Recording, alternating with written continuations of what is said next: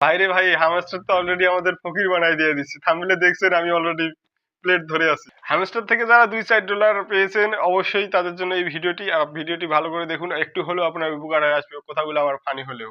Hamster নিয়ে তো অনেকেরই অনেক স্বপ্ন ছিল, কেউ মনে মনে অনেক বড়লোক হয়ে গেছে ভাইরে।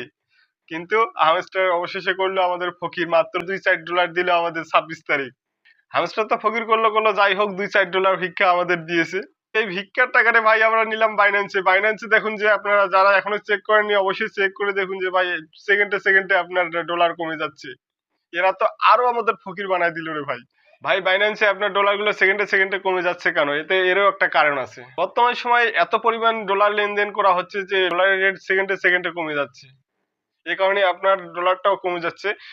তাই আমি সাজেস্ট করবো যে যাদের $2-4 এখনো বাইন্যান্সে আছে তারা অবশ্যই ডলারটা ওইখানে না রেখে অবশ্যই অন্যখানে ট্রান্সফার করে একসাথে $15 অথবা $10 বের করে নিন, নাহলে অন্য কারোর কাছ থেকে দ্রুত উইথড্র করে নিন, না হলে আপনার ওই ডলারটাও আপনার পাবেন না রে ভাই। বাইন্যান্স আপনাদের আরো ফকির করে দিবে রে ভাই। আবার কিভাবে আপনারা বাইন্যান্স থেকে টাকাগুলো ট্রান্সফার করবেন এই নিয়ে আরেকটু নতুন ভিডিও আসবে, এই ভিডিওটি দেখবেন অবশ্যই। এই পর্যন্তই ভাই, বেশি কিছু বলবো না। যদি আমার কথাগুলো একটু উপকারে আসে অবশ্যই চ্যানেলটি সাবস্ক্রাইব করবেন, আর যারা পেজ থেকে দেখতেছেন অবশ্যই পেজটি ফলো করবেন।